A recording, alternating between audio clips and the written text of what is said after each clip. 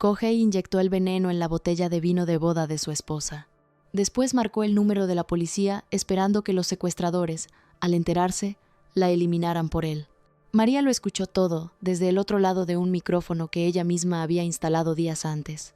No lloró, no confrontó, se arrancó la uña del anular con unos alicates, derramó su propia sangre en la entrada de su casa y desapareció, no porque huyera, sino porque el escenario ya estaba listo. En este recap vas a ver cómo una mujer que lustró los zapatos de su marido durante años, que eligió su ropa la noche anterior y preparó su desayuno cada mañana, decide convertirse en la mente más peligrosa de la sala. Cómo instaló micrófonos en la casa de la amante, fabricó cada prueba y orquestó un juego donde su marido, su cuñado y la policía movieron exactamente las piezas que ella ya había colocado. Y cómo los dos terminaron sentados a la misma mesa sirviéndose el uno al otro sin que ninguno supiera con certeza cuánto sabía el de enfrente. Quien cuida cada detalle durante años también aprende exactamente dónde duele cada uno. Y la María gentil y sumisa que lo sacrificaba todo, murió la noche que escuchó, en directo, cómo planeaban matarla.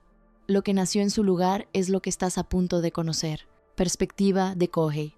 Kohei y María se casaron con una promesa simple: estar el uno para el otro para siempre. 2 años después, María heredó 500 millones de yenes de sus padres. Gastó 200 millones en una villa de lujo para él, le financió el café de sus sueños y lo liberó de su trabajo de oficina. Cada noche preparaba la ropa que él usaría al día. El siguiente, cada mañana, su desayuno nutritivo, le alcanzaba el cepillo mientras se lavaba, y al salir, sus zapatos ya estaban lustrados esperando junto a la puerta. Para el mundo exterior, María era la esposa perfecta, el manual hecho persona, pero esa perfección empezó a asfixiar a Kohei. Se sentía atrapado, dependía económicamente de ella, y entre los dos no había conexión real. Cuando el café empezó a perder dinero, María se negó a rescatarlo con más fondos. Kohei buscó otra salida. Empezó una aventura con Ana, la chef del café. Ana era suave, sumisa, todo lo que María según él no era, y eso solo hizo que la resintiera más. Una mañana, después de besarla para despedirse, Kohei se limpió los labios con asco. Poco después sufrió una reacción alérgica severa. Era, literalmente, alérgico a su propia esposa. Le volcó el alma a Ana. María está forrada, pero no nos ayuda, se lamentaba. La ridiculizaba. Decía que lo miraba por encima del hombro por el negocio fallido. Entonces, Ana puso un pequeño tubo de ensayo sobre la mesa. Kohei se heló. Ana explicó con calma. Una dosis mínima induciría vómitos y fiebre en 12 horas. La cantidad era tan pequeña que ningún forense la detectaría. Muerte natural, dijo. Solo ponlo en su vino. Nadie se va a dar cuenta. Sacó una jeringa. Tenemos que hacer esto, por el café, por nuestro futuro. Kohei dudó un momento. Luego asintió. Esa noche, sentado en su coche, Kohei inyectó el veneno en la botella de vino. Cuando llegó a casa, encontró la puerta principal cerrada desde adentro. Un escalofrío. Algo estaba mal. Llamó. Silencio. Entonces lo vio. Un charco de sangre en la entrada. Soltó el maletín. Recorrió la villa frenéticamente. María no estaba. Su teléfono, apagado. Y en la mesa del comedor, una nota. 200 millones de yenes. Sin policía o recibiría el cadáver. Kohei leyó la nota y soltó una carcajada. Se compuso. Marcó el 110. El detective Hisao llegó a la escena. Kohei dijo que podía reunir el dinero, pero la cuenta que facilitó era la de María. Detalle que Hisao guardó en silencio. Cuando le preguntó si María había actuado de forma extraña ese día, Kohei sonrió. Estaba de maravilla, me estaba enseñando su manicura recién hecha. Durante todo el interrogatorio estuvo demasiado tranquilo, inquietantemente tranquilo. Su esposa acababa de ser secuestrada y él parecía indiferente, distante. Hisao le ordenó a Yutaka que investigara sus antecedentes. Esa noche Kohei se dio una ducha larga y caliente. Se puso la bata, abrió una cerveza fría y bebió satisfecho. Había llamado a la policía a propósito. Si los secuestradores se enteraban, se encargarían de María. Él, sin ensuciar las manos, heredaría todo. El hombre que se rió demasiado pronto. La nota pedía 200 millones, y Kohei se rió. No de nervios, no de incredulidad, de alivio puro de alguien que cree que el problema acaba de resolverse solo. Llamar a la policía no fue pánico, fue estrategia. Si los secuestradores se enteran, eliminan a María. Él recoge la herencia. Manos limpias. El error de ese plan es que asume que él es la mente más fría en el tablero. Y ya hay alguien que lleva semanas moviéndose en ese mismo tablero, y las piezas a punto de caer lo van a aplastar. Al día siguiente, Hisao volvió. Kohei seguía sonriendo.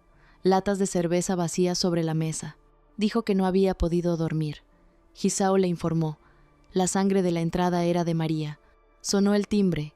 Los vecinos de enfrente, Kazuki y Yuki, traían correspondencia, que había llegado mal repartida a su buzón. Kohei los despachó, pero alcanzó a ver. El remitente en el sobre, en 31. Entró corriendo. Todos miraron mientras abría el sobre. Dentro, una carta manchada, de sangre y una uña cubierta de sangre seca. La uña de la manicura que María le había mostrado orgullosa el día anterior. El caso se filtró a la prensa probablemente por el propio secuestrador. La policía ya no pudo contenerlo. Agentes acordonaron la zona. La hermana de Kohei llamó llorando. Había cerrado su lavandería. Le suplicó que hiciera todo lo posible para encontrar a María. Kohei le cortó la llamada.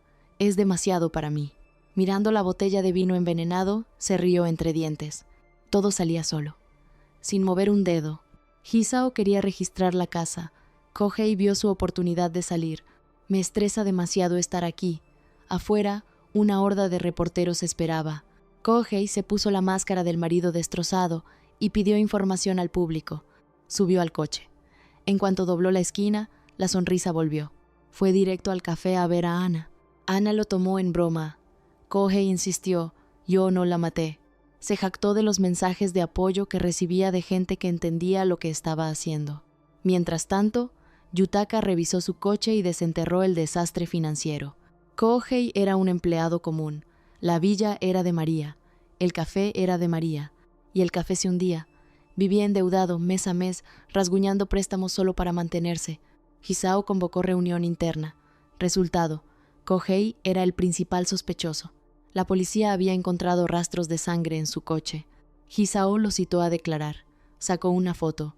Encontramos media huella cerca de la sangre, probablemente del asesino. Se le olvidó limpiarla. El tamaño coincidía exactamente con el pie de Kohei, y sus zapatillas habían desaparecido del armario. Kohei insistió en que lo estaban incriminando. Hisao lo dejó ir por ahora. Al verlo alejarse, Hisao aspiró el aire. «Huele a perfume de mujer», dijo con desprecio. Su esposa desaparecida y él seguía visitando a su amante. Lo que nadie vio venir llegó justo cuando creía estar a salvo. Ana lo llamó en pánico. «Enciende la televisión ahora». La aventura estaba expuesta. Una vecina había contado a los reporteros que María parecía constantemente angustiada por la infidelidad de su marido. Ana exigió saber si había hablado con la policía sobre el veneno. «Si lo descubren, los dos estamos acabados», le ordenó deshacerse de él, borrar los mensajes, no acercarse más. Kohei entró en pánico, vació el vino por el desagüe y salió por la puerta de atrás sin notar que quedaba un pequeño charco de veneno en el fondo. Ese charco iba a sellarlo. La aventura está en los noticieros. La policía tiene rastros de sangre en su coche. Las zapatillas, desaparecidas, y en el fondo de esa botella que creyó vaciar, hay suficiente veneno para destruirlo. El único as que le quedaba era el tiempo, y ese también se está agotando. Kohei recurrió a Shogo, su cuñado, ex policía, ahora detective privado. Shogo lo recibió con sarcasmo. El mayor beneficiario del secuestro estaba pidiéndole ayuda. Kohei insistió en que era inocente y que la policía lo tenía en la mira. Para ganarse su confianza, confesó la aventura con Ana. Fue entonces cuando Shogo notó a un hombre observándolos desde afuera. Kohei lo reconoció. Era el mismo que había aparecido en su puerta la noche que María desapareció. Lo confrontaron. Se llamaba Ryota, un junior de la Universidad de María. Se habían reencontrado 3 meses atrás y habían coincidido varias veces desde entonces. Ryota reveló algo que detuvo a Kohei en seco. María sabía del asunto con Ana desde el principio. Y nunca dijo una sola palabra de resentimiento. Al contrario, le preocupaba que Ana estuviera manipulando a Kohei. Kohei le preguntó por qué había estado en su casa esa noche. Ryota solo estaba preocupado por la seguridad de María, pero luego lo había visto reunirse con Ana. La furia en sus ojos era real. Un hombre como tú no merece ser el esposo de María. Por primera vez, Kohei sintió algo parecido a la vergüenza. Justo entonces, Reiko lo llamó. María le había dejado algo en custodia. Cuando llegó a casa de su hermana, ella le cruzó la cara con una bofetada. Se había enterado de la aventura por la televisión, como todo el mundo. Exigió la verdad. Kohei la apartó. No quería despertar a su madre. No entendía por qué su madre estaba tan preocupada por María, y esa confusión hizo que su hermana lo mirara con incredulidad. Le recordó todo. Cuando su madre estaba postrada en cama, María venía cada día. Ayudaba en la lavandería. Cuidaba a Reiko. El café estaba en crisis. Y aún así María traía regalos cada vez que visitaba. Esas palabras finalmente picaron. Kohei miró una foto de María con su familia. Algo pesado y quieto se instaló en su pecho. Reiko lo llevó a su cuarto. Le explicó que María le había hecho una promesa. Si algo le pasaba antes que a Kohei, quería que él tuviera lo que le había dejado. Le entregó una llave, llorando porque no sabía qué más hacer. De vuelta en casa, Kohei abrió un cajón cerrado del dormitorio. Dentro había un libro de cocina. En la portada, una colección de recetas que Kohei encontró deliciosas. Cada página tenía instrucciones detalladas, fechas y los propios comentarios de Kohei. La letra de María. Su cuidado, su amor anotado sin dramaturgia. Se detuvo en la página del día en que ella desapareció. Recordó esa mañana, la sonrisa de María, cuando él dijo que la sopa estaba buena. La nota dentro de la portada trajo de vuelta cada momento que habían tenido. Las lágrimas llegaron solas, la culpa lo aplastó, cayó de rodillas. Sonó el timbre. Hisao había venido a llevarlo a comisaría. Habían encontrado sangre de María en su coche. Y justo cuando estaba a punto de ser metido en el patrullero, alguien entregó un paquete. Remitente, en 31. Kohei entró corriendo a reproducirlo. En la pantalla apareció María, cubierta de sangre, apenas capaz de hablar. Las noticias del fondo confirmaban que había sido grabado ese mismo día.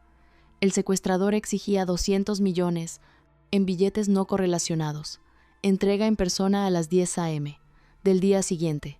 Sin policía, o María moría. Kohei reprodujo el vídeo. Miró la foto de su boda. Salió corriendo a hablar con los reporteros. Les contó las exigencias del secuestrador. Pidió al público que lo ayudara a cambiar sus billetes por denominaciones menores para salvar a María. A la mañana siguiente retiró los 200 millones. Los desplegó en el umbral de la villa, estrechando manos con extraños para el cambio. La policía observaba. Le habían puesto micrófonos en la ropa, reemplazado el reloj por uno con rastreador y escondido a un agente en el maletero de su coche. A las 10 a.m. llegó al primer punto designado. Una alarma de teléfono sonó, desde un cubo de basura. Nota nueva. Se lo reportó a Hisao. A las 10:30 llegó al segundo punto. Otra alarma. Otro desvío. A las 11 llegó al tercero. Nada. Entonces un dron descendió hacia él. Siguiendo las instrucciones, colocó la bolsa del dinero en la red del aparato y el reloj rastreador, por órdenes de Hisao. El dron cruzó el puente y aterrizó en un claro. La policía rodeó la zona siguiendo la señal y detuvo a un hombre que paseaba a su perro y había rozado la red por accidente. Hisao abrió la bolsa. Fajos de periódico. Acusó a Kohei de haber hecho el cambio. El agente del maletero sacó una nota. El secuestrador había ordenado el intercambio en un cubo de basura del camino peatonal. Si Kohei avisaba a la policía, María moría. Cuando Hisao le arrancó el micrófono, cayeron en cuenta. La alarma del teléfono. Había sido un dispositivo de escucha. Los secuestradores habían oído cada palabra. Hisao estaba al límite de su paciencia cuando llegó una llamada de la central. Una pista anónima. A las 8 p.m. nuevo interrogatorio. Un testigo había visto a Kohei en el estacionamiento de un supermercado inyectando algo en una botella de vino. La policía confiscó todo el vino de la casa. En el dormitorio encontraron la botella, que Kohei creyó haber vaciado por el desagüe la que había guardado para compartir con su esposa. Hisao lo miró con desprecio. ¡Qué descuidado! Mientras tanto, Ana vio las noticias sobre el allanamiento y entendió que el plan estaba expuesto. Hizo sus maletas para huir, pero los reporteros bloqueaban la salida. Alguien había filtrado fotos de ella besando a Kohei.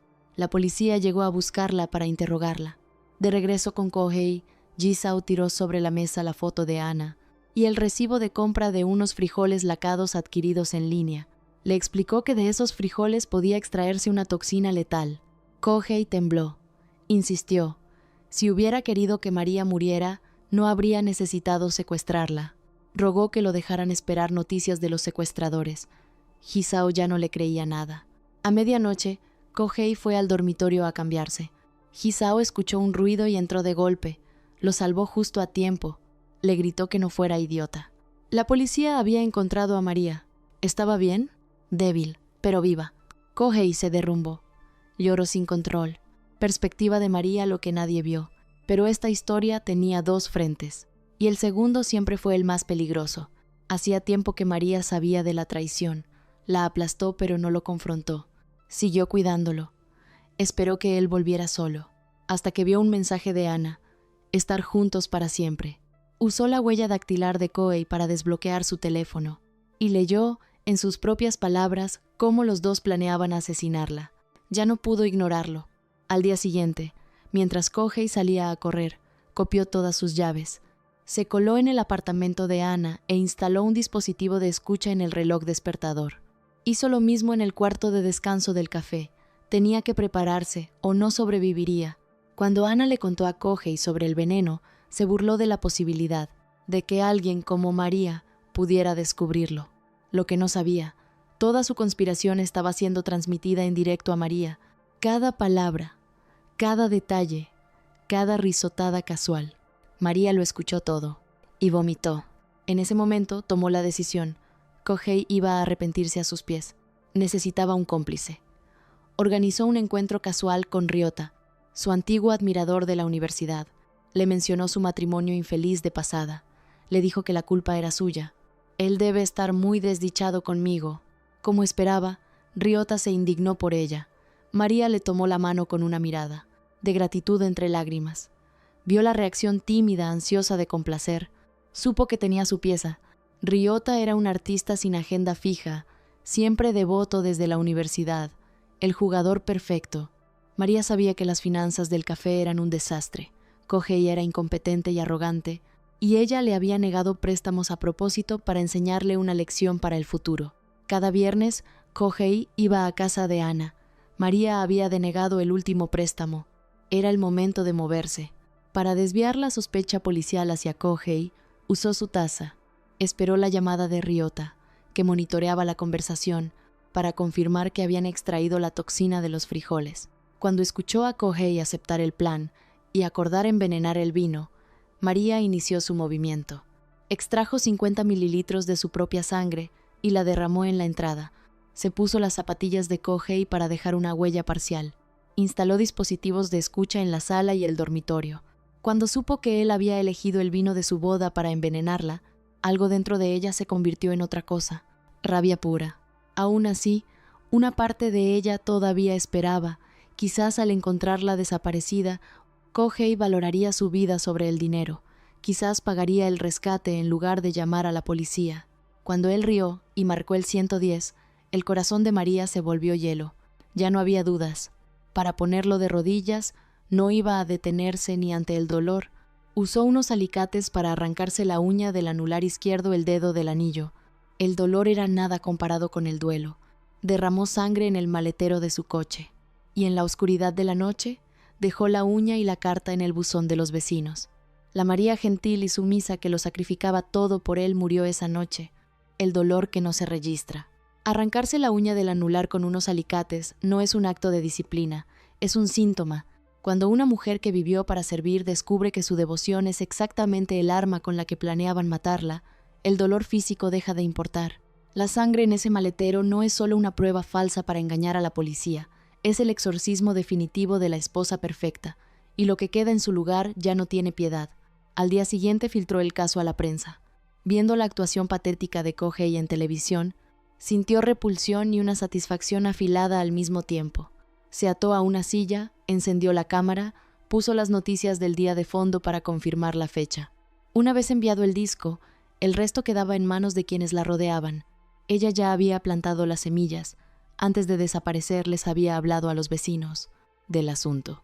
La taza y la huella mantendrían a la policía enfocada en Kohei. y porque había sido la esposa perfecta durante tanto tiempo, su familia creería su versión sin cuestionarla. Ver a Reiko entregar la llave a Kohei hizo llorar a María de alivio. Kohei estaba atrapado en su red sin saberlo. Cuando temió que no encontrara el libro de cocina, lo escuchó en la pantalla gritar que la amaba. Se mordió el dedo, feliz como una colegiala, y verlo correr de puerta en puerta cambiando billetes de 10,000 yenes. Fue el complemento perfecto para su desayuno. La entrega del rescate era la prueba final. Cuando Kohei siguió la nota y ocultó el intercambio a la policía, María se quedó sin palabras. Su vida valía más para él que 200 millones de yenes. Una vez que recuperó el dinero, llamó a la policía. Iba a destruir la vida de Ana. Entregó las pruebas del envenenamiento, filtró las fotos de ellos besándose. El fracaso tiene un precio. En este juego, María era la ganadora. Le pidió a Ryota que la atara a un árbol en la orilla del camino. Lloró mientras le pedía que terminara el trabajo. Ryota se armó de valor, la golpeó con una piedra y le puso una bolsa negra en la cabeza. Cuando la subieron a la ambulancia, María no pudo evitar sonreír. El plan había sido un éxito completo, pero había algo que no calculó, que su plan casi le costara la vida a Kohei. Tendida en la cama del hospital, comenzó a sentir ansiedad. ¿Podría salvarse su relación muerta? ¿Volvería él a ser obediente y devoto como antes? Ese, después de todo, era el verdadero premio. La puerta se abrió. Kohei corrió a su lado, llorando de alivio al verla viva.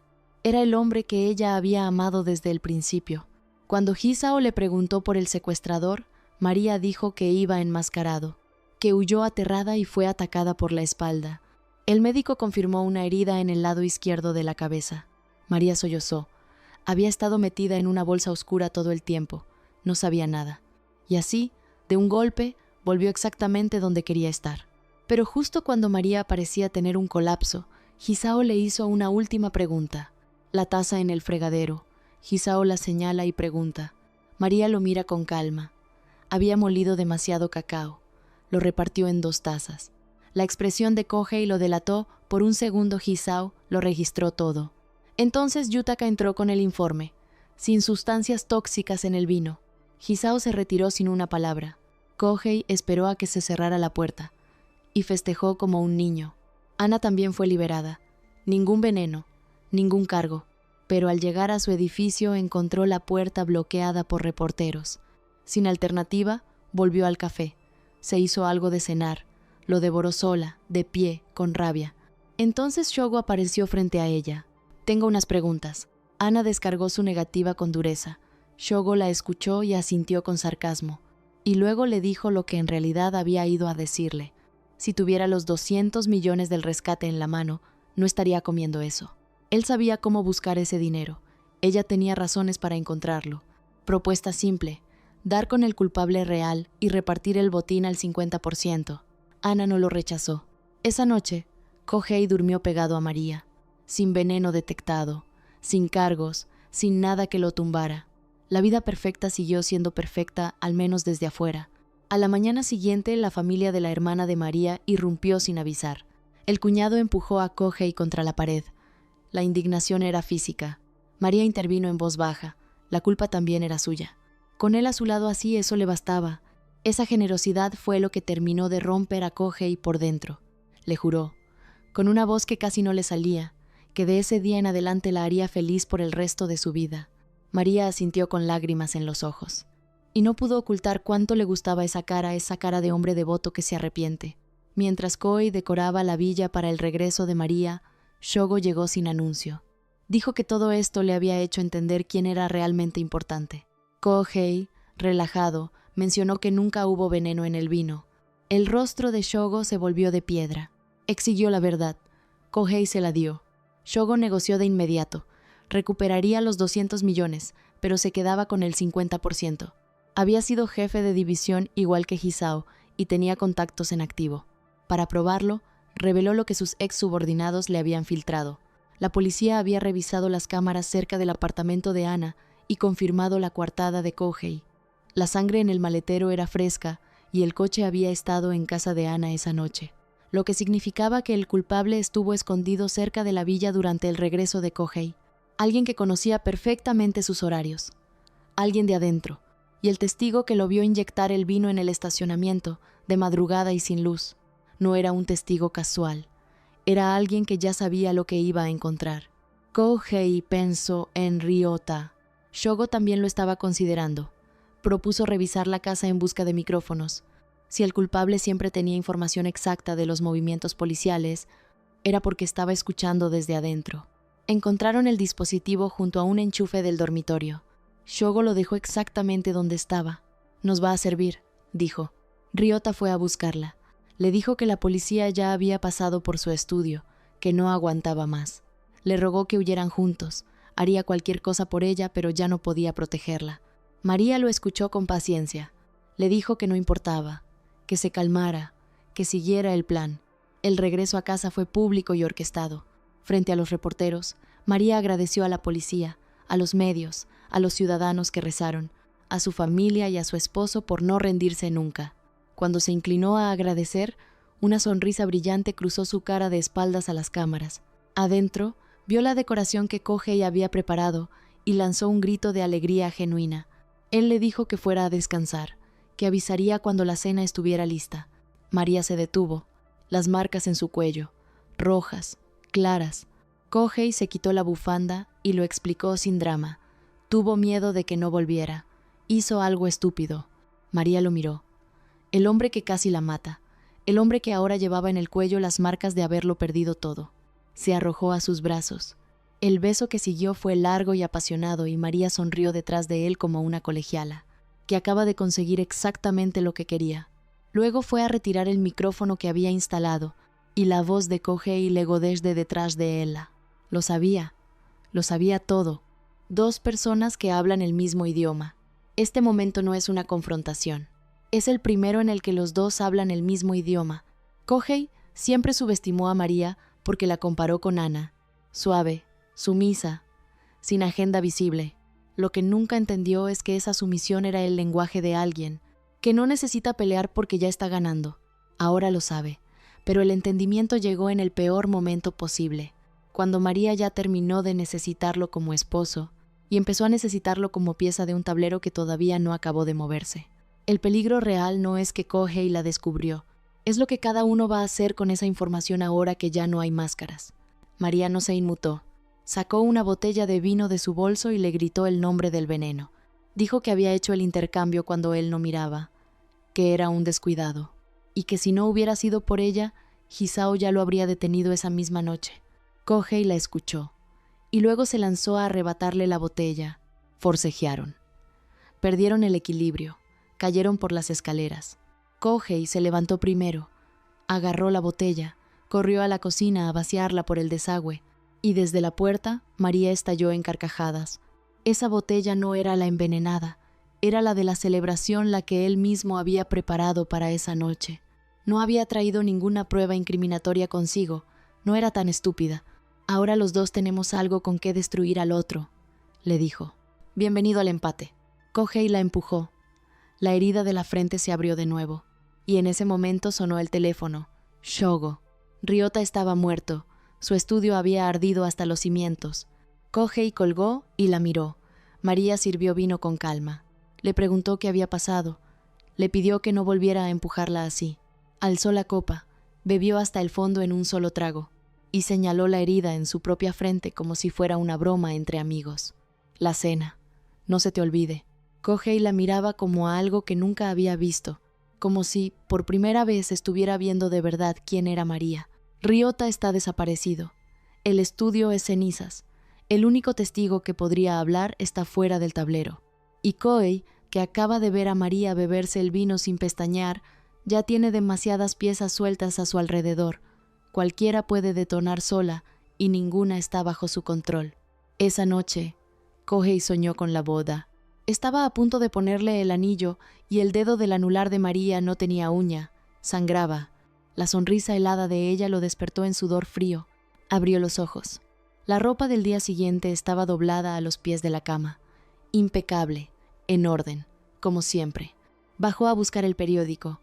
El incendio del estudio de Ryota era sospechoso. El dueño seguía desaparecido, sin rastro de cuerpo. El teléfono vibró. Ana. Kohei cortó la llamada sin dudarlo. Le dijo a María que era un número equivocado. María sonrió. «Te ha mandado varios mensajes. Coge y vaya la vista». Mientras tanto, Ana había destrozado su despertador de madrugada. Adentro, un micrófono. Intentó contactar a Kohei de nuevo. Urgente. Tenían que hablar. En la cocina, María licuaba algo rojo. Aplastó un huevo duro con la mano. Solo con la mano. Y miró a Kohei con una calma que le fue desintegrando la compostura mordisco a mordisco. Kohei pidió disculparse al baño. Plan real. Tomar las llaves y desaparecer. Ya no aguantaba más. Buscó frenéticamente. «El baño está en esa dirección», dijo María desde el pasillo, y le mostró las llaves del coche colgando de su dedo. «Vuelve a terminar tu desayuno». Kohei comió en silencio, temblando de adentro hacia afuera, seguro de que ella había envenenado la comida. Se lavó los dientes, se enjuagó. El pensamiento de matarla cruzó su mente mientras se enjuagaba. No llegó a ninguna parte. María ya estaba parada detrás de él con una toalla antes de que terminara de formularlo. Escupió por la ventana del segundo piso. Captó la mirada de ella. Frenó. Se disculpó. Limpió con la toalla hasta que no quedó rastro. Sonó el timbre. Hisao entró con una foto de Ryota. El estudio había ardido la noche anterior. En el sótano, un cuarto secreto, paredes cubiertas de retratos, todos de una misma mujer, todos de María, su versión de estudiante de universidad, cuando trabajaba como modelo. Hisao le preguntó a Kohei si María tenía un lunar en la espalda. Kohei asintió. Los retratos lo confirmaban. María se pegó al brazo de Kohei con cara de horror. Kohei se quedó paralizado porque ya sabía perfectamente quién era Ryota. Y la actuación de María, tan bien ejecutada, solo registró cuántas capas tenía esta mujer. Hisao señaló la contradicción. Si Ryota quería destruir pruebas, ¿por qué dejar los retratos? Eso no era una huida, era una trampa. Alguien intentaba inculparlo. Las palabras de Hisao profundizaron la certeza de Kohei. Al día siguiente, Kohei empezó a seguirla. Necesitaba saber dónde estaban los 200 millones. Kohei termina parado frente al baño de mujeres, atrayendo miradas. María sale cambiada. Toma un taxi. Kohei toma otro y la sigue hasta el mercado. La vio examinar granos de café sin ninguna prisa. Entonces lo vio. Ryota, vivo, en el mercado. En ese segundo todo encajó. Ryota tenía el dinero. El estudio quemado era para borrar huellas, no para huir. Kohei subió al segundo piso a observarlos desde arriba. Ryota le hablaba a María en voz baja. Si lo atrapaban, asumiría todo. Ella solo tenía que confiar.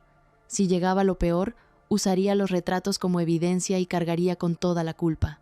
Pero no había podido quemarlos. María lo escuchó. Lo tocó con gratitud y en los ojos de Ryota eso fue suficiente. En la bolsa de Ryota, una maleta. Kohei vio los fajos de yenes desde arriba y sonrió. Dobló la esquina para seguirlo y se topó de frente con María. Ella lo miró. Sonrió. Dijo que había venido a aprender sobre granos de café. Los empleados del mercado los observaban. Kohei no pudo decir nada. María lo tomó del brazo. Explícame el encanto del café. Y Kohei, con 200 millones en la cabeza y la boca hablando de tueste y acidez, aguantó la escena completa mientras Ryota desaparecía en una dirección que ya no podía rastrear, lo que ninguno de los dos dijo en voz alta. María sabía desde el principio que Kohei la seguía. Había dejado que viera el dinero con Ryota, a propósito, y lo había atrapado justo cuando intentaba seguir al mensajero. De vuelta en el café, María se ofreció a preparar el almuerzo para el personal. Los empleados intentaron declinar. María insistió. El cierre reciente les había causado problemas. Quería compensarlo. En minutos estaba rodeada de todo el mundo. Ana lo vio desde la entrada a María en el centro, a Kohei solo en un rincón, y la rabia le apretó la cara. Se agachó y le mandó un mensaje a Kohei. Puerta trasera, ahora. Ana le puso el micrófono en la mano. Tiene que haber entrado después de descubrir el asunto. Fue ella, dijo. Kohei la miró sin sorpresa. Ya sé que María lo hizo todo. Ana procesó eso, y entonces Kohei la empujó suavemente contra la pared. Propuesta.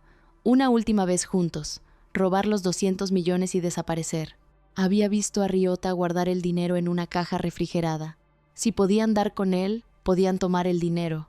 Ana lo besó. Me volviste a enamorar. Vamos a destruir a María. El problema. Kohei no sabía dónde estaba Ryota. Ana tenía la solución. Cortar la comunicación de María con él. Sin teléfono, Ryota entraría en pánico y buscaría a María en persona. Ana se coló en el vestuario. Encontró el teléfono de María, con contraseña sin opción. Lo sumergió en una botella de agua mineral. Lo secó. Lo devolvió a la bolsa. Le avisó a Kohei. El canal estaba cortado. Kohei volvió al salón y actuó con María como si el mundo fuera normal. Ella no notó nada raro en su comportamiento o eso dejó ver. Dijo, con una sonrisa tranquila, que hacía mucho tiempo que no estaban así juntos. Lo que pensó para sí misma. Sabía que Kohei la seguía y quería el dinero, y estaba dejando que todo se desarrollara exactamente como había calculado. Mientras tanto, Ryota ejecutaba la parte logística. Compró una bolsa de granos de café, vació parte del contenido, metió el dinero adentro y lo cubrió con los granos. Envió el paquete al café por mensajería. Entrega 7 a.m. del día siguiente. La policía, por su lado, comparó el footage del lugar donde María había estado encerrada con las instalaciones del estudio de Ryota. Los muebles coincidían. Ryota tenía experiencia pilotando drones. El suyo era idéntico al usado en la entrega del rescate. El Departamento Central rechazó la teoría de Hisao sobre que Ryota no solo estaba huyendo, pero la evidencia bastó. Emitieron una orden de arresto público. Ryota vio su rostro en la televisión. Llamó a María. El teléfono, apagado. Miró el retrato de ella en la pared. Pensó en la cicatriz de su frente, la que María le había dicho que era de una pelea con Kohei. Si no fuera por ese tipo, nada de esto habría pasado. Tomó la llave de repuesto del coche de Kohei y decidió que, si de todas formas ya estaba acabado, podía terminar el trabajo él solo. Esa noche, cuando Kohei cerró la puerta del coche en el garaje, escuchó el maletero abrirse. Fue a revisar. Ryota salió de la oscuridad con un cuchillo. Forcejearon. Breve, brutal. Ryota tiró a Kohei al suelo. Levantó el cuchillo. Un golpe seco. Una llave inglesa. La nuca de Ryota. María. Ryota retrocedió, aturdido. María le preguntó qué estaba haciendo. Ryota lo explicó. Si de todas formas ya no tenía escapatoria, podía matar a Kohei, asumir todo y terminar. María se negó en seco. Habían acordado desde el principio. Si lo atrapaban, diría que ella lo contrató. Obstrucción de justicia, sentencia suspendida. Nada más. Ryota se derrumbó. No entendía por qué seguía tan obsesionada con un perdedor como Kohei, que estaría mucho mejor con él. Se fue con esa mirada larga, la de alguien que sabe que perdió algo que nunca tuvo. María se giró hacia Kohei. Le preguntó si estaba bien. Se disculpó por no haberle quitado la llave antes. Kohei la miró en silencio. Están los dos locos. María prometió que lo protegería en este hogar. Kohei dijo con frialdad que ya no pertenecía a ese hogar, que estaba harto de esta vida donde no tenía control sobre nada. María cambió de tono. Mencionó el vino envenenado. Kohei dudó un segundo y luego se fue sin mirar atrás. No había cometido un asesinato real. El riesgo no era tan grave. Podía asumirlo. Lo que no notó. Kazuki, el vecino, los había escuchado desde el pasillo. María salió a perseguirlo hacia adentro, y los esperaba una fiesta sorpresa. La hermana y la madre de María estallaron desde la sala. Reiko entregó flores. Shogo llegó justo después con sus felicitaciones. Y Kazuki, el vecino de enfrente, apareció en la puerta con una paella enorme de mariscos. Kohei apretó los dientes. Reiko lo vio. María le puso una mano en el brazo antes de que abriera la boca. Cuando la fiesta terminó, el teléfono de Kohei vibró. Ana. Estaba siguiendo a Ryota. Shogo se acercó con una copa en la mano y le contó la versión oficial de la policía. Ryota lo habría hecho solo una infatuación que escaló hasta el crimen. Luego sonrió levemente y dijo que él veía otra posibilidad, que todo había sido el plan de María. Esta vez Kohei no lo negó de inmediato. Miró a María al otro lado de la sala. Entre un matrimonio, murmuró. Puede pasar cualquier cosa. El teléfono vibró de nuevo. Ana. Ana había encontrado el lugar de Ryota. Número de habitación confirmado. Le susurró a Kohei la dirección y colgó con un «te quiero». Kohei estaba demasiado eufórico para notar que Shogo llevaba un rato parado en la puerta, escuchando. Cuando Kohei salió del almacén, el ánimo había cambiado por completo. Sonreía. Animaba a todos a seguir bebiendo. Shogo lo observó desde lejos y comprendió. Había encontrado la ubicación del dinero. Esa misma noche, María acostó a un Kohei borracho y se fue a un bar. En 31. Le dijo a Kuya que Ryota había actuado por su cuenta, que ella le había dicho claramente que siguiera el plan, que no dejara cabos sueltos. Kuya fue directo. Si fuera él, haría que Ryota muriera antes de que los delatara a todos. María giró el vino en la copa, la expresión ilegible. Algo oscuro se estaba asentando en ella y todavía no había decidido de qué lado caer.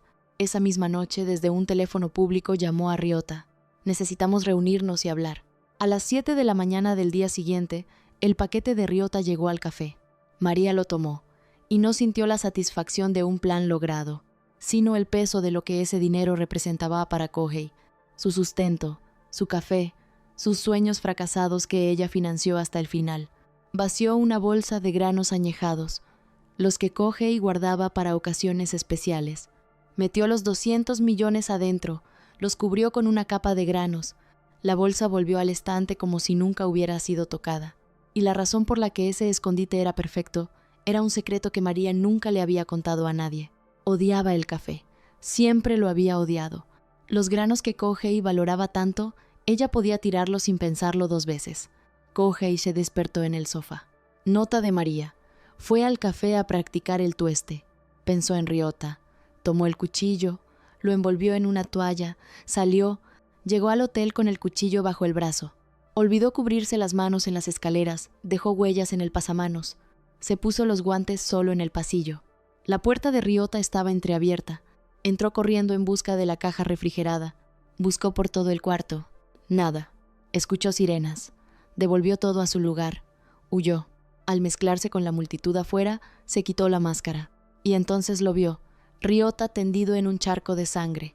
El retrato de María a su lado. Kohei huyó en pánico. María, sin saberlo, desayunaba tranquilamente en el café. Ana llamó mientras Kohei corría hacia su coche. «Ryota está muerto», dijo él, todavía temblando. Un policía tocó la ventanilla. Control rutinario por un incidente en la zona. Kohei dijo que no había visto nada sospechoso. El policía lo reconoció el marido de la mujer secuestrada, y el muerto también estaba vinculado al caso. Kohei negó todo, ignoró las preguntas y arrancó. El policía reportó el incidente de inmediato. Identificaron el coche. Hisao ordenó rastreo total, huellas, palmares, cámaras de la zona. Y Kohei, conduciendo sin destino, llegó a la conclusión más aterradora.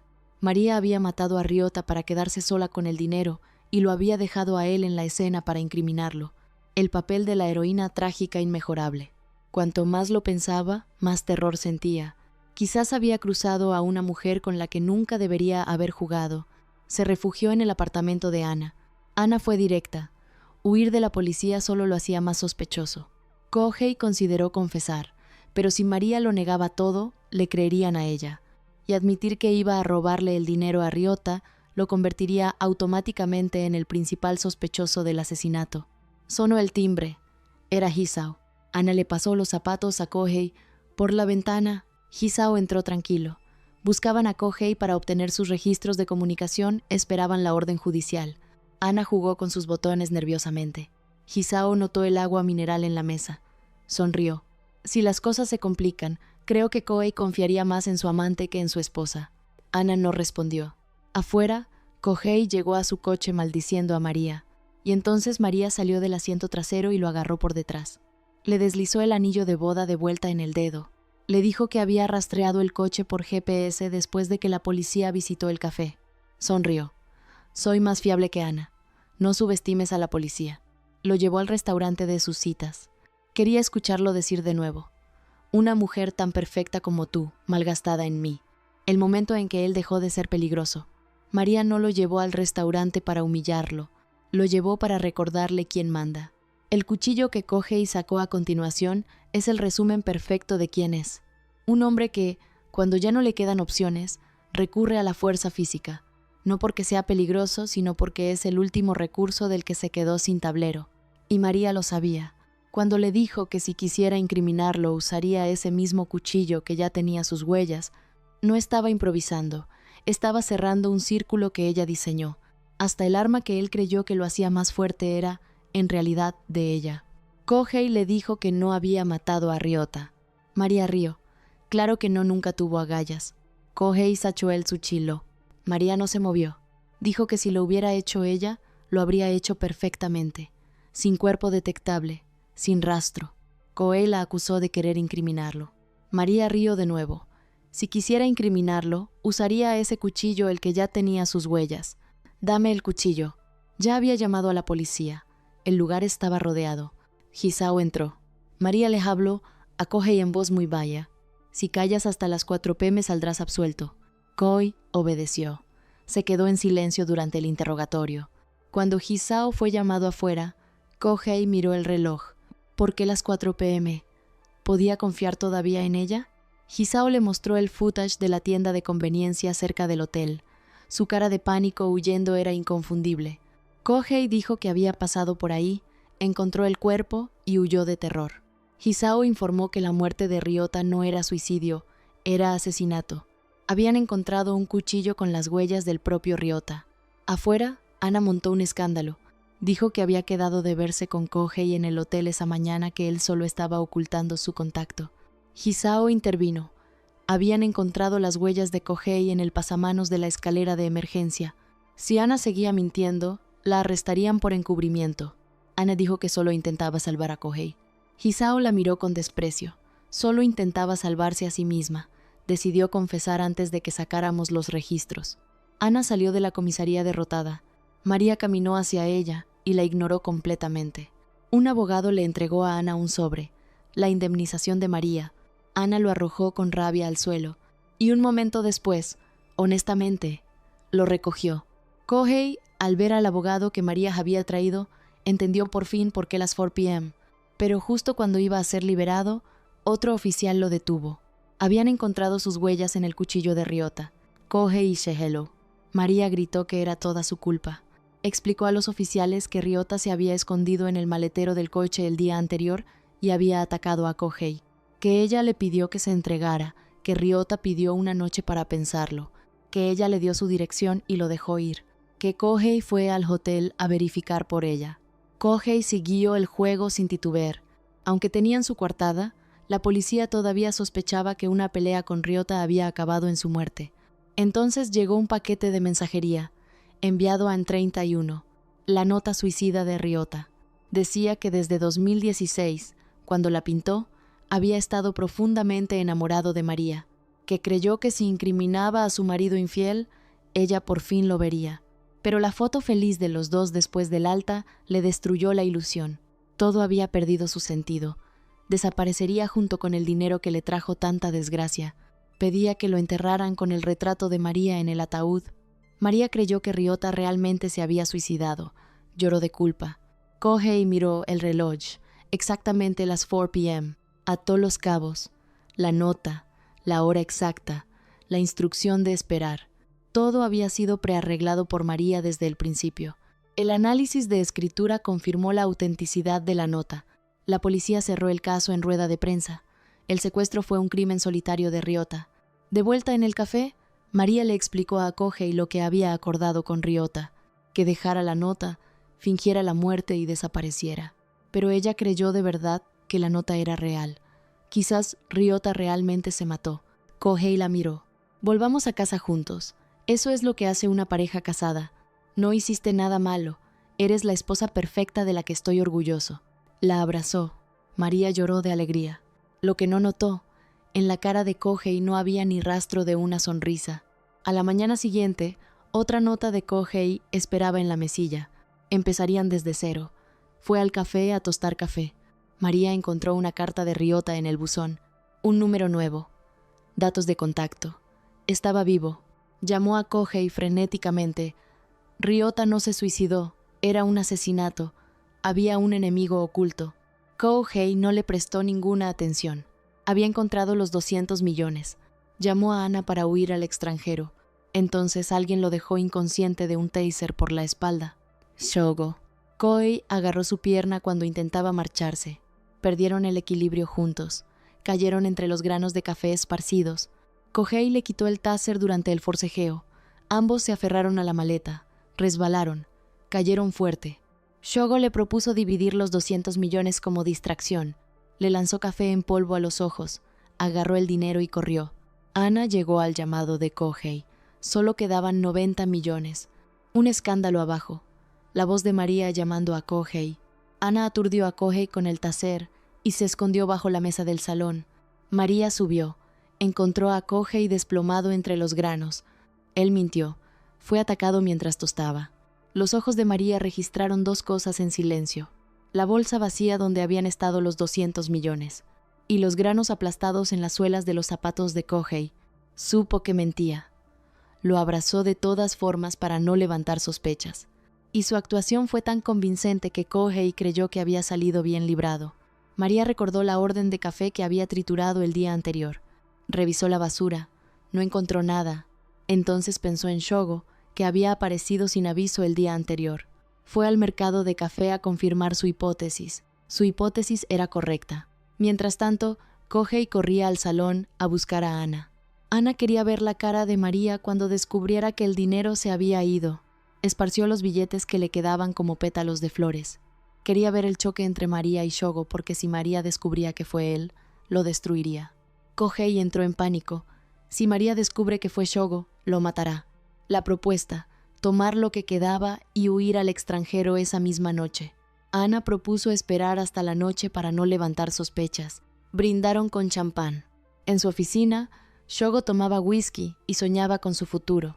Cuando María llegó a casa, descubrió que la botella de vino había sido envenenada. No tardó ni un segundo en decidir. Iban a pagar. Usaría el mismo veneno que eligieron para matarla para recuperar lo que le pertenecía. Fue a ver a Shogo con una fiambrera elegante de almuerzo. Shogo la invitó a comer con sarcasmo. Las damas primero. María rompió el silencio. Le agradeció que años atrás hubiera persuadido a sus padres cuando se oponían al matrimonio con Kohei, que fue muy feliz al ganarlo como familia, que si devolvía el dinero ahora, lo perdonaría. Shogo se rió. Ella era solo una ama de casa. ¿Con qué iba a enfrentarse a un ex jefe de división de la policía? María se marchó sin responder. Shogo llamó a Kohei de inmediato. Puede que nos haya descubierto. Es más peligrosa de lo que pensaba. La llamada de María llegó al teléfono de Kohei casi al mismo tiempo. Kohei entró en pánico. Chocó con un empleado sin mirar atrás. Subió al salón y le dijo a Ana que había que cambiarse y huir ya. En el vestíbulo se toparon con Kazuki y Yuki. Yuki bromeó sobre que se estaban fugando. Antes de que pudieran responder, Hisao apareció en la puerta. Hisao bromeó con que seguían juntos. Quería hablar con Ana. La policía había encontrado algo. Cerca de la hora de la muerte de Ryota, una mujer con tacones altos había sido vista corriendo por la zona. Kohei vio el vídeo. Estaba seguro de que era María. Hisao confirmó que la policía ahora consideraba la muerte de Ryota un asesinato, y que el secuestro no había sido solo obra de Ryota. Habían descubierto que Ryota había alquilado 2 coches ese día. Kohei y Ana no esperaron a escuchar más. Corrieron al estacionamiento, entraron al primer coche disponible, convencidos de que María había matado a Ryota. María recibió el aviso de un empleado. Kohei y Ana se habían marchado deprisa. Apareció en el garaje subterráneo. Kohei intentó arrancar. Ana lo detuvo. Bajó la ventanilla con calma. Le dijo a María que iban a ver a un proveedor. Y le devolvió, con una sonrisa fina, el millón de la indemnización. No podemos hacer esperar al proveedor. En cuanto comprobaron que María no lo seguía, empezaron a reírse. ¡Qué tonta! No se ha dado cuenta de nada. Presumían de que iban a huir del país y no pensaban volver. María los vio desaparecer. Se puso las gafas de sol. Caminó hacia su coche de alquiler. La cacería había empezado. Esperó a Reiko a la salida de la escuela. Le dio un juguete. La metió al coche. Le ofreció un caramelo. Lo vio tomar. Sonrió. El rehén que nunca estuvo en peligro. María no secuestró a Reiko para hacerle daño. La secuestró para hacerle una pregunta a Shogo que él nunca se había atrevido a responder. ¿Vendría si ella estuviera en peligro? Y la respuesta que consiguió no fue solo la devolución del dinero. Fue la prueba de que el hombre más cínico en este tablero, el que vivió de la miseria ajena como detective privado, el que robó sin titubear y ofreció vender a su cuñado por 50%, todavía tenía algo que perder. ¿Notaron que María nunca usó el miedo de la niña como arma, sino el amor del padre como palanca? Quien cuida cada detalle durante años también aprende exactamente dónde duele cada uno. Y María nunca dispara hasta encontrar ese punto.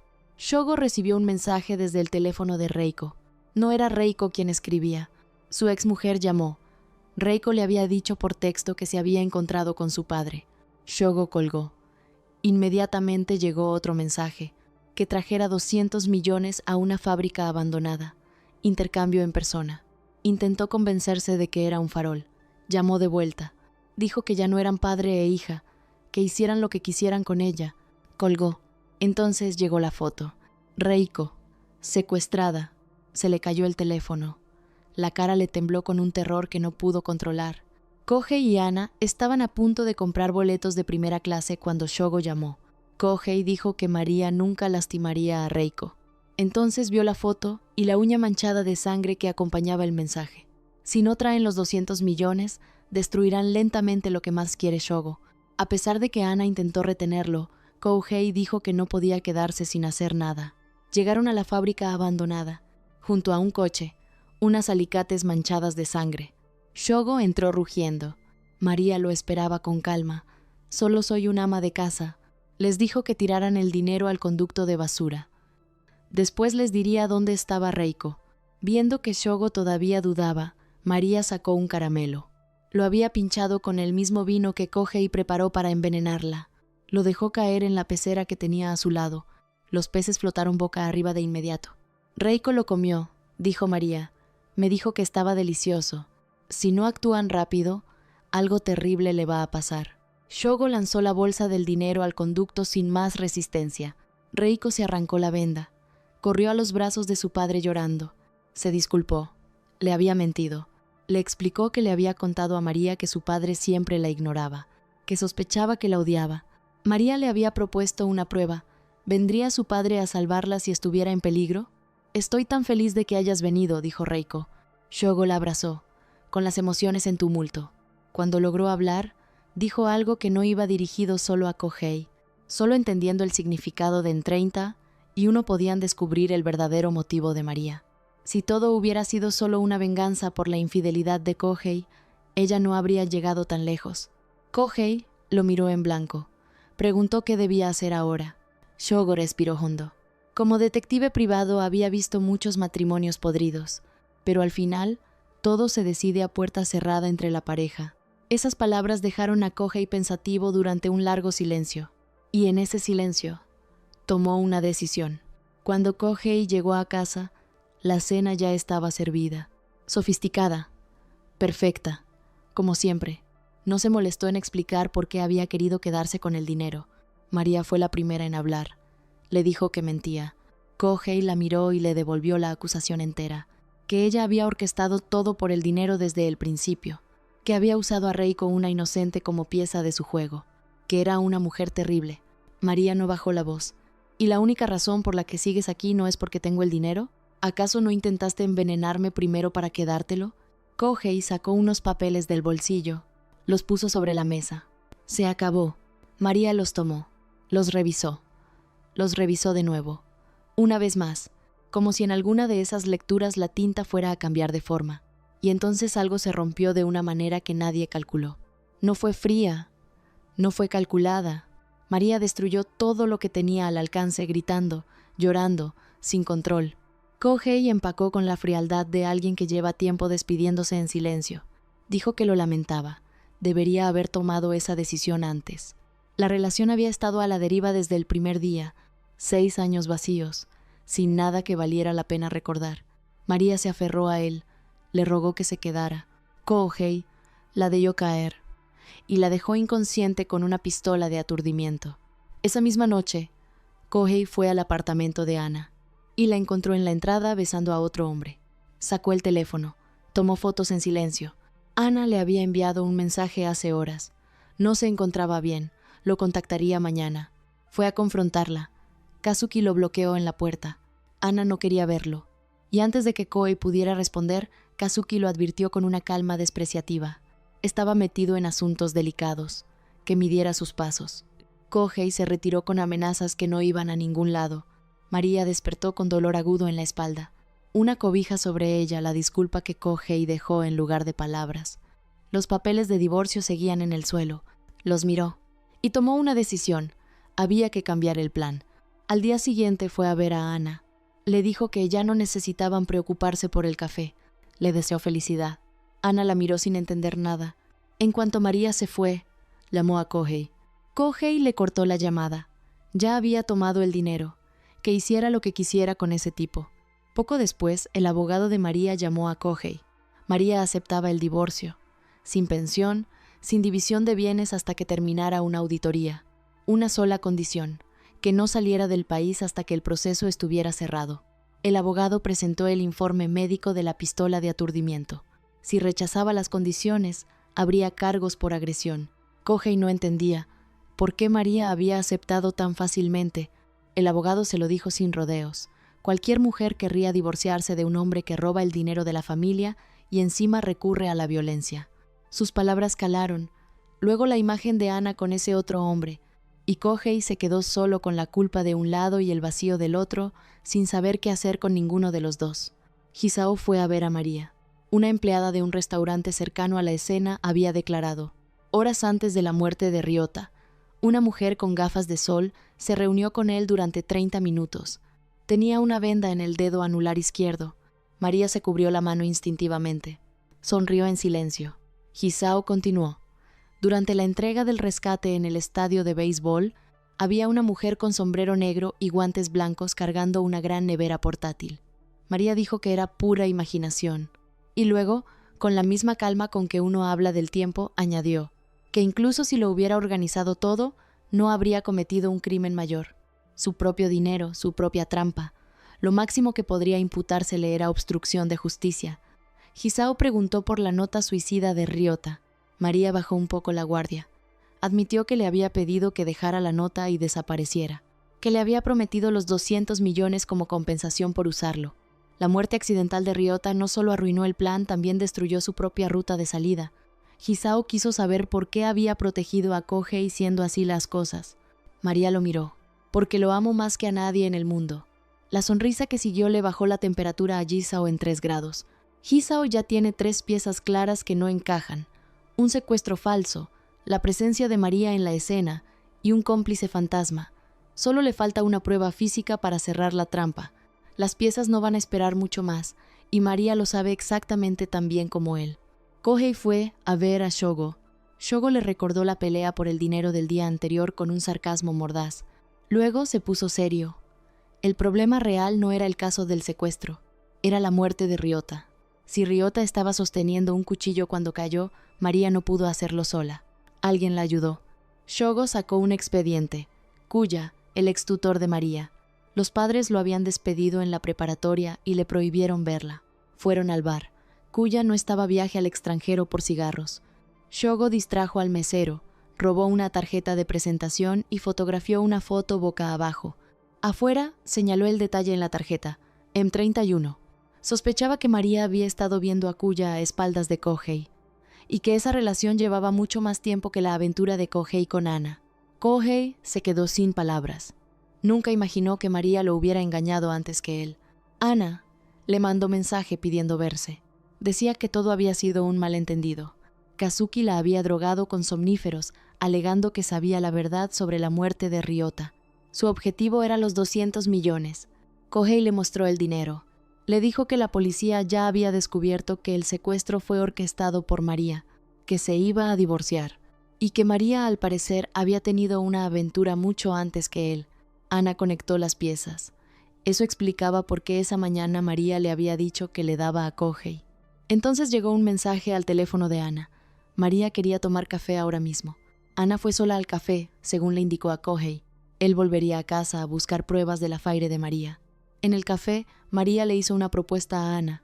Asociémonos, refinamos el veneno juntas y matamos a Kohei. Como recompensa, los 200 millones y el café. Ana dudó. María abrió su bolso. Una póliza de seguro de vida por 200 millones con Kohei como asegurado. Una confesión firmada con las huellas de Kohei por el asesinato de Ryota.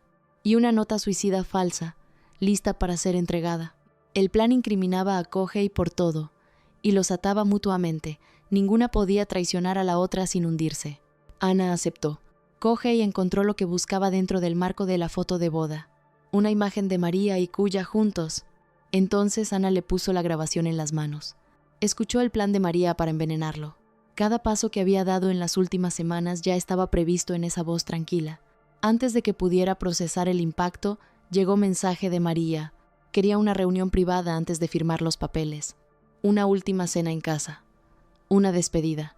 Ana le recordó que la nota suicida tenía fecha del día siguiente. Golpea primero. Ella cree que sigo siendo su aliada.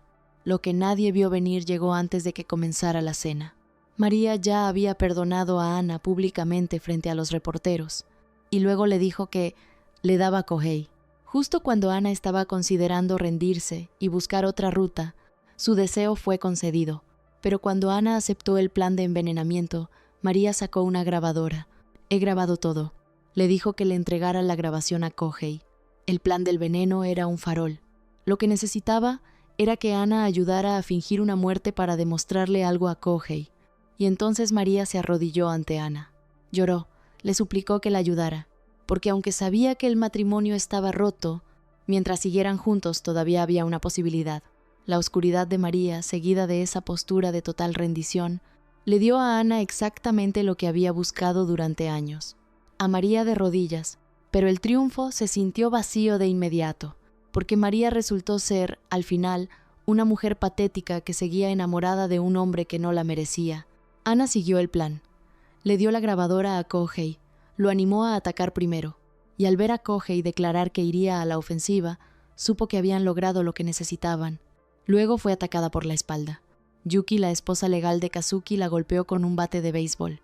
Se puso de pie con un palo de golf. Cargó. Kazuki y Kohei la interceptaron. Ana los miró a todos con asco. Llamó a Yuki una vieja que paga por un marido falso. Kazuki explicó fríamente que Yuki los había descubierto reuniéndose y fue a buscarla, y que las fotos besándose que habían llegado al buzón las había enviado Kohei. Kazuki se arrodilló suavemente ante Yuki. Le pidió que no actuara así. La mirada afectuosa la enfureció más que cualquier insulto. Yuki rompió un vaso. Huyó a su cuarto. María llamó a Shogo. Sabía que había sido él quien rastreó a Kuya. ¿Ya entendiste qué significan 31? Shogo no había compartido el informe con Kohei todavía. María le ofreció pagarle 10 veces lo que Kohei le daba. Lo citó esa noche en su casa para el intercambio. En el café, Ana activó la grabadora en secreto antes de que María llegara. María sacó el veneno que Ana había refinado. Este será el ingrediente secreto del curry de cerdo favorito de Kohei. Explicó el plan con precisión de cirujana. Kohei era tan paranoico que solo comería lo que ella comiera primero. Ana traería el vino rojo con el veneno mezclado adentro. Kohei nunca sospecharía de Ana.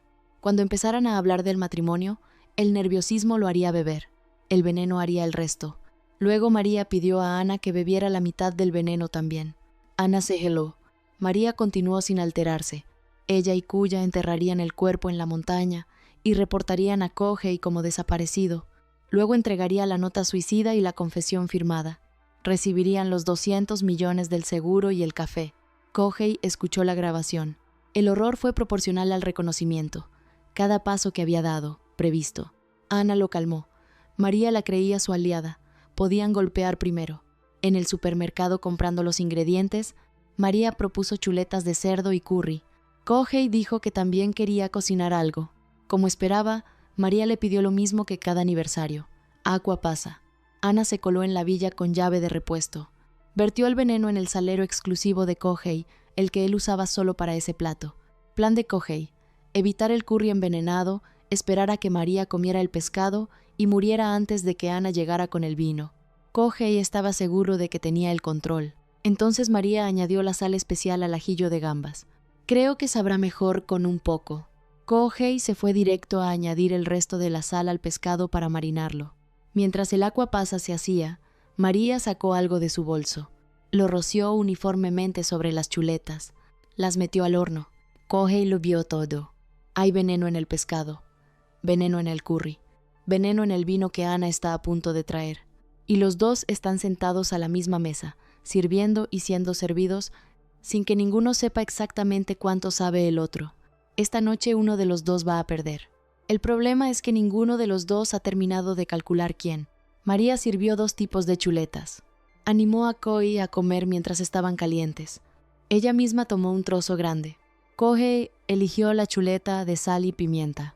Disfrutó en silencio de que María no había podido envenenarlo. y le sirvió el pescado. María empezó a hablar de la primera vez que él cocinó ese plato. Cuando Kohei levantó la vista, ella lloraba. Dijo que había envenenado el curry de cerdo, que lo hizo porque Kohei no solo le fue infiel, también la atacó con un taser y le pidió el divorcio, que sin saber qué más hacer, recurrió a Ana, y luego le advirtió: el vino rojo que Ana viene a traer también está envenenado, no lo bebas bajo ninguna circunstancia. Kohei entró en tumulto. Cuando vio a María, a punto de llevarse el pescado a la boca, le agarró el brazo. Lo retiró, dijo que estaba frío, que lo calentaría. María lo procesó en silencio. Kohei no había mostrado sorpresa ante la confesión del veneno. Lo miró. Sonó el timbre. Ana entró. María lloró. Le había contado todo a Kohei. Lo sentía. No podía seguir con el plan. Kohei también dijo que lo dejaran. Ana los miró a los dos. Tomó el ajillo de gambas. Lo comió. El veneno actuó de inmediato. Ana cayó. No se levantó. María miró el plato. El ajillo de gambas. Kohei confesó en voz baja que había envenenado el aqua pasa. Kohei estaba en el suelo, aturdido, hablando de llamar a una ambulancia. María lo miró con una claridad nueva y terrible. Si nunca había respondido su pregunta sobre el veneno, era porque ya lo sabía, porque él también había cocinado para matarla. ¿No tuviste corazón para hacerlo? Kohei cayó de rodillas. Sonó el timbre de Shogo. María le dijo que se encargara de Shogo. Ella manejaría el cuerpo de Ana. Cuando Shogo entró al salón, el suelo estaba impecable. Kohei limpiaba los restos de una cena apenas tocada. Shogo notó algo pequeño y rojo bajo el gabinete. Reconoció lo que era. Miró a Kohei. No dijo nada. Lo que ninguno de los dos sabía era que Kazuki llevaba días escuchándolos. Había instalado un micrófono en la villa después de oír la discusión sobre los 200 millones. Con ese dispositivo capturó la conversación sobre la sal envenenada y, sin querer, también captó la visita policial. Cuando la policía confirmó que la mujer vista huyendo cerca de la muerte de Ryota llevaba zapatos de una marca de solo 100 pares vendidos en Japón, y el nombre de María aparecía en la lista, Kazuki corrió a esconder los zapatos antes de que los encontraran. Cuando la policía revisó el armario, el espacio ya estaba vacío. Kazuki declaró proactivamente que Yuki no tenía esos zapatos. Yuki lo escuchó, y entonces entendió dos cosas al mismo tiempo: que Kazuki había escondido sus zapatos para protegerla, y que Kazuki había matado a Ryota, porque antes de todo esto, cuando ambos descubrieron que el secuestro era un fraude, Yuki había visto a Ana siguiendo a Ryota. Por curiosidad o por algo más, decidió seguirlos también. Cuando Yuki descubrió en qué habitación se alojaba Ryota, sus intenciones cambiaron. Llevaba 2 años enterrada en deudas desde que Hacienda la auditó por evasión fiscal. Se había gastado hasta el último yen en impuestos atrasados. Ya no podía pagarle el salario a Kazuki, y las cartas de cobranza se amontonaban en el buzón. 200 millones era la salida. Compró un disfraz y volvió al hotel. Vio a Ryota salir a enviar un paquete. Entró a la habitación. Registró cada rincón. El dinero no estaba. Ryota regresó antes de que pudiera irse. Yuki no buscó una excusa. Lo amenazó directamente con lo que había escuchado. Esas palabras destruyeron lo poco que le quedaba a Ryota. Ya había enviado su nota de suicidio. Tenía el cuchillo encima. Había decidido silenciar a Yuki y acabar con todo al mismo tiempo. Solo entonces Yuki sintió miedo. En el forcejeo, el retrato de María cayó por la ventana. Ryota se asomó a atrapar lo instinto de quien todavía la amaba, aunque ya no quisiera vivir. Yuki le agarró las piernas y lo empujó. Al llegar a casa, el comportamiento de Yuki lo delató todo. Kazuki prendió la televisión. La muerte de Ryota. Conectó los puntos sin que ella dijera una sola palabra. No la confrontó con repulsión. La observó y le propuso asociarse para robar el dinero. Reveló entonces que ya había instalado un micrófono en casa de María, que habían envenenado a Ana momentos antes, que su objetivo con Ana siempre había sido únicamente el dinero. Necesitaba los oídos de Yuki para vigilar la casa mientras él actuaba afuera. No hagas nada cuando yo no esté. Ana y María limpiaron la escena y se alejaron en coche mientras Kohei gestionaba a Shogo. Lo que María no esperaba era que el plan exigiera cavar una tumba. Lo hizo ella misma para que el barro fuera real. De madrugada, Kohei recibió un mensaje. María llegó cubierta de tierra. Le dio las instrucciones con voz tranquila: cortar la pala en pedazos, embolsarlos, limpiar el maletero con solución alcalina fuerte. Al ver el pánico en el cuerpo de Kohei, María lo miró. Si lo soportamos juntos, sea miedo o dolor, todo irá bien. Lo abrazó despacio. Kohei se aferró a ella como si fuera lo único sólido que quedaba en el mundo. Cuando se separaron, Kohei recogió el anillo de bodas que había caído en el garaje. Lo puso en la mano de María y extendió su dedo para que ella se lo pusiera. Todo ocurría exactamente como María lo había planeado. Había usado la muerte falsa de Ana para obligar a Kohei a abandonar sus dudas, y ese vínculo de complicidad lo ataba a ella mejor que cualquier promesa. Le explicó lo que debía decir, que Ana había ido a casa de su familia. Para cualquier detalle, no sé nada. Kohei asintió. No tenía otra opción. Entonces él sugirió entregarse a la policía. María lo detuvo con una sola frase. Si lo hacía, la lavandería de su madre y su hermana quedaría destruida. Justo cuando lo había calmado, encontró una nota en el buzón. Un chantaje. Alguien sabía cómo había muerto Ana. Exigía 200 millones. Kohei se desmoronó de golpe. María lo enfocó. Había un enemigo desconocido.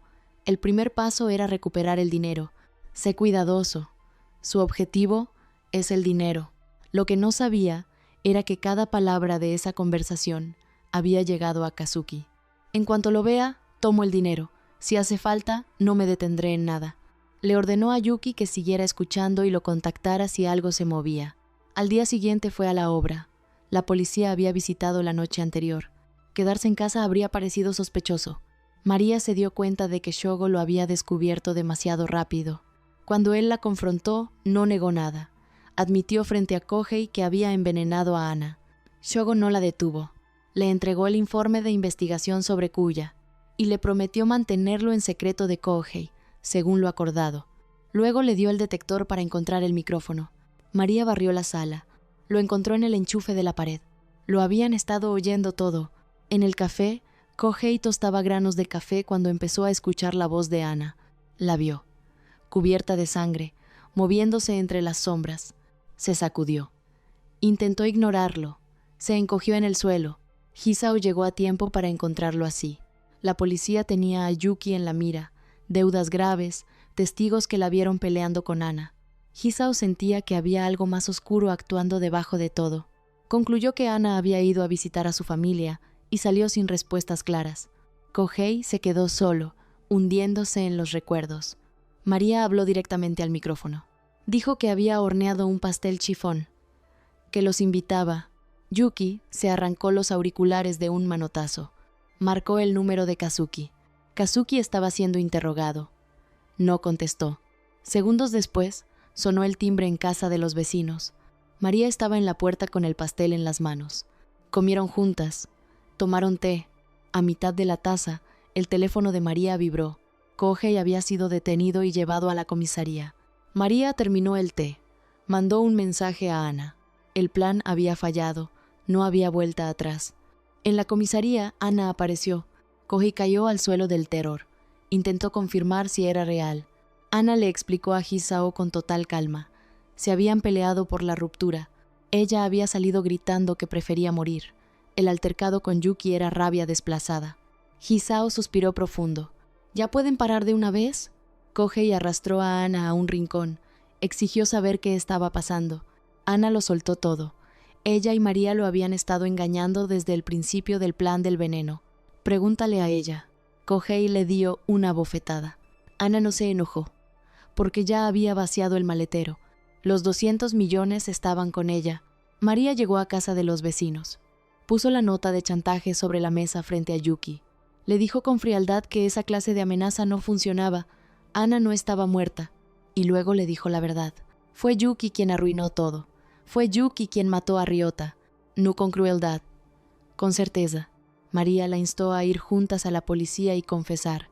Yuki escupió que todo era culpa de María, que ella había empezado el juego. María la miró con un cansancio limpio y preciso. Amenazó con contarle todo a la policía. Yuki tomó un cuchillo y lo clavó. Mirando la expresión de incredulidad de María, Yuki la humilló. Que su relación con Kohei también era solo un papel. Que nadie las amaba de verdad, ni a una ni a la otra. Kazuki llegó corriendo. Yuki lloraba. Ana no estaba muerta, no había salida, si al menos pudiera conseguir los 200 millones. Kazuki podría ser su marido para siempre. Tendida en el suelo, María lo procesó sola. 10 días. Había orquestado un secuestro perfecto para protegerse y recuperar a un marido infiel. Y cada cosa se había ido desviando en cadena. La muerte de Ryota que no estaba en el plan. El divorcio que Kohei exigió cuando ella creyó haberlo recuperado. La necesidad de rogarle a Ana que fingiera su propia muerte para mantener el matrimonio a la fuerza. Al final, los 200 millones en manos de Ana. Una cuchillada de Yuki. Quizás ese era el precio de jugar con corazones humanos. Se había preparado para aceptar las consecuencias. Mandó su tesoro más preciado a Kuya con instrucciones de dárselo a Kohei. Kazuki entró a la villa de María con una nota de secuestro. Kohei lo miró. Pensó que era otra pieza del juego de María. Se lo dijo. Kazuki le puso el cuchillo en el cuello. Solo cuando sintió el corte entendió que esto era real. Lo llevó al maletero, vacío. Kazuki tomó el teléfono de Kohei y llamó a Ana. Ana no contestó. Kohei ya no le servía de nada.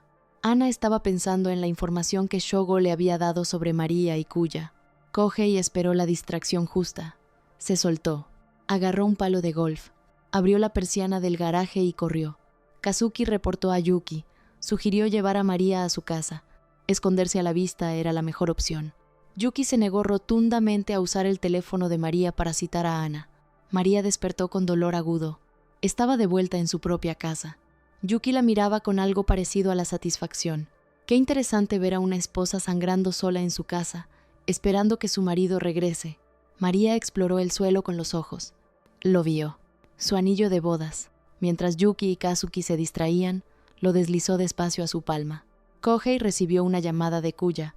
María le había mandado algo muy importante para ella. Fue corriendo al bar. Sus primeras palabras fueron una acusación. ¿Cuánto tiempo llevaban enredados desde los días de tutoría? Cuando Kuya sacó el libro de cocina, Kohei se enojó. No me vengas con juegos. ¿Cuál es el verdadero objetivo? Kuya habló con calma. Número 31. Le propuso matrimonio a su esposa en el último segundo del 30 de noviembre. Por eso llamó al bar November 31 un día que no existe, como el amor que nadie se merece de verdad. Eran una pareja profundamente enamorada. María dijo que si algún día se casaba, quería ser una pareja tan unida como ellos. Cuando la esposa de Kuya murió hace 7 años, María lo sostuvo en lo más oscuro. Le prometió vivir la felicidad que ellos no pudieron terminar. Como último cliente, María trajo a Kohei al bar. En presencia de Kuya brindaron con el vino del amor eterno, el favorito de la esposa muerta, y prometieron estar juntos en vida y en muerte, sin separarse jamás. Kohei lo recordó. Ese vino, esa noche, la promesa. Dio vuelta al libro de cocina. Al dorso del juramento estaba el símbolo, en 31. Kuya lo dijo sin rodeos. Si hubiera notado el significado de en 31 en la nota de rescate desde el principio, nada habría llegado tan lejos. María había sentido que podía encontrar su fin. Por eso entregó todo esto a Kuya con resolución de morir. El día que no existe. Noviembre 31. Un día que el calendario no reconoce. Un amor que la lógica no puede explicar. María eligió ese nombre como clave no por el romanticismo del gesto, sino porque era el símbolo de algo que ella sabía desde el principio. Su matrimonio era, en sí mismo, algo que no debería existir tal como era. Un hombre que la despreciaba, una mujer que lo amaba con demasiada precisión, una promesa hecha sobre vino heredado de una mujer muerta que sí fue amada de verdad. El libro de cocina, la nota de rescate, en 31. María sembró las pistas para Kohei no como actos de venganza, sino como actos desesperados de alguien que todavía quería ser encontrada. Quería que él llegara solo a la conclusión que ella no podía decirle en voz alta, que todo esto, el secuestro, el veneno, el juego era la única forma que encontró de gritar, que lo amaba y que no iba a permitir que la matara en silencio. El problema de gritar de esa manera es que cuando el otro finalmente escucha, ya hay demasiado daño entre los dos para saber si todavía hay algo que salvar.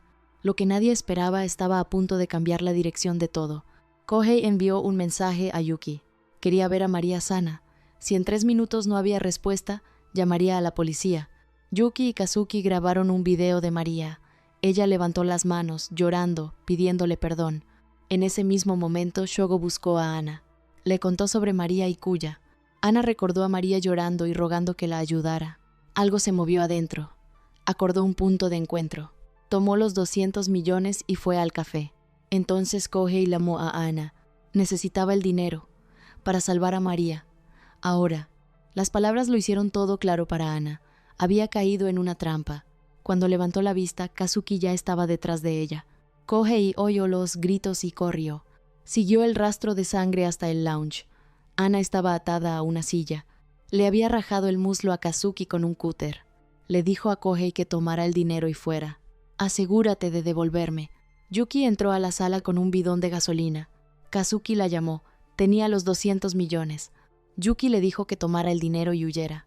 Ese dinero era su fondo de retiro. Después de colgar, vertió la gasolina por toda la casa. Yuki se sentó frente a María. No entendía por qué alguien se arrancaría las uñas y fingiría matar a su amante. ¿Solo por un marido infiel? María lo dijo simple. «Porque es mi marido». Yuki preguntó si de verdad lo amaba, o si solo se aferraban al papel, fingiendo ser pareja para no admitir que habían elegido mal. María no lo negó. Dijo que su situación era igual a la de Yuki. «Yuki Loru, por eso te odio tanto». La puerta se abrió de golpe. Kohei entró. Le dijo a Yuki que había usado su lento cerebro para descifrar la pista del anillo. Sus palabras hicieron algo extraño en Yuki. Envidia pura, cruda, sin disfraz. Urge a María que diga la verdad, que nunca lo amó, que solo se quedó por el orgullo de no admitir que eligió mal. María no abrió la boca. Kohei se negó a huir solo. Yuki miró a los dos. «Muramos todos juntos». María habló despacio su último deseo visible. Kikoi recordara guardar los zapatos en el armario. Kohei entendió, el extintor. Antes de que pudiera moverse, Kazuki entró y le puso el cuchillo en el cuello otra vez. Lo empujó hacia la sala. Dijo a Yuki que tomara el dinero y huyera, que él se encargaría y las alcanzaría. Yuki lo miró. Lo leyó completo. Él iba a silenciarla y cargar todo solo. Se miraron y se rieron. Yuki lanzó el cigarrillo encendido. Kohei resbaló en la gasolina intentando atraparlo. Kazuki cojo, herido, lo interceptó y lo apagó en un vaso. Kohei cubrió a María con su cuerpo. Tomó el cuchillo por ella. María gateó hasta él, sin poder procesar lo que acababa de ver. Se levantó y arremetió contra Yuki. Yuki tumbó una vela encendida al caer.